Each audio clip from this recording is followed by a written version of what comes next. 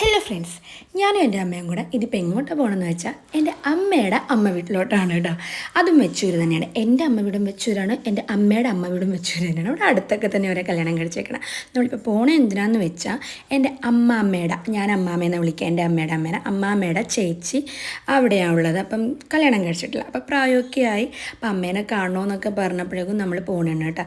പോകുന്ന വഴിയൊക്കെ നല്ല അടിപൊളിയാണ്. പിന്നെ എൻ്റെ അമ്മേനെയും കൊണ്ട് അവിടെ എത്തുക എന്ന് വെച്ചാൽ കുറച്ച് ടാസ്ക്കാണ്. കാരണം 5 മിനിറ്റേ ഉള്ളൂ നടത്തം റോട്ടിൽ നിന്ന് അവരുടെ വീട്ടിലോട്ട്. പക്ഷെ അമ്മേനെയും കൊണ്ട് നടന്ന കാണണം, എല്ലാവരോടും സംസാരിച്ച്, മൃഗങ്ങളെപ്പോലും വെറുതെ വിടില്ല, എല്ലാവരോടും സംസാരിച്ച് നമ്മളോട് എത്തുമ്പോൾ ഒരു നേരം.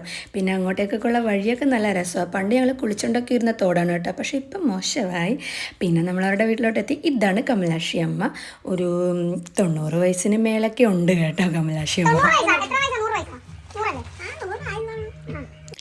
ഇതെൻ്റെ അനിയൻ, പക്ഷേ ആ വീഡിയോ വരികയില്ലെന്ന് പറഞ്ഞാലും ഞാൻ കാണിക്കും.